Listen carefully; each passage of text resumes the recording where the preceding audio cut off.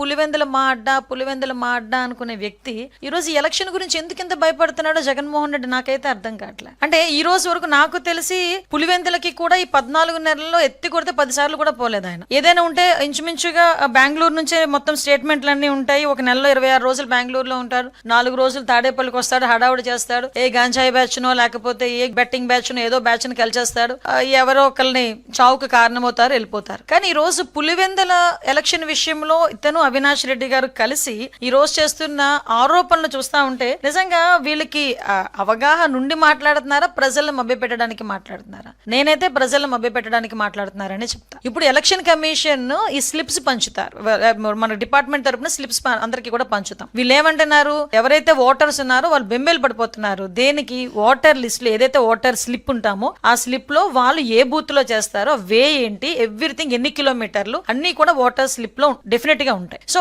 Voter స్లిప్లు పంచడం అయితే నిన్న ఈవినింగ్ కి 95% అయిపోయింది. ఈ రోజుకి 100%, 100% కూడా ఓటర్ స్లిప్స్ డిస్ట్రిబ్యూషన్ అనేది కూడా జరిగిపోయింది. సో ఇందులోని ఎవరు కూడా వాళ్ళని మభ్య పెట్టడానికో ఏదీ లేదు. వీళ్ళు ఏమనుకుంటారంటే, నేను చాలా సందర్భాల్లో చెప్తా ఉంటా, పచ్చకామెరలోకి లోకం అంతా పచ్చగానే కనిపిస్తుంది. వీళ్ళకి దొంగ ఓట్లను తీసుకొని వచ్చేది, లేకపోతే ఓటర్లను మభ్య పెట్టేది, భయపెట్టేది.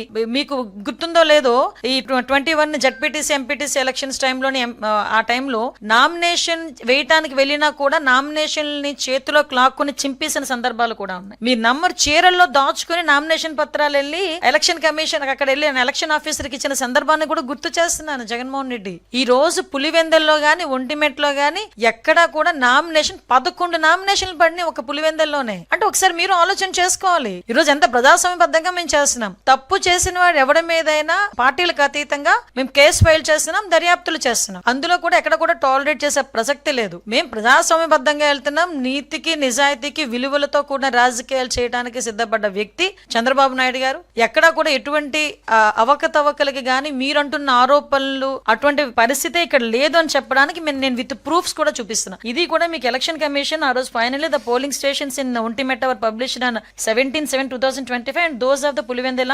19/7/2025. సో మనకి ఎక్కడా కూడా ఈ అబ్జెక్షన్స్ రైజ్ కూడా కాలేదు. సో పోలింగ్ బూత్లు as per election commission guidelines polling బూత్లు కూడా మార్చడం జరిగింది. అది కూడా ఎలక్షన్ కమిషన్ గైడ్ లైన్స్ ప్రకారం ఎలక్షన్ కమిషన్ మార్చమంటేనే.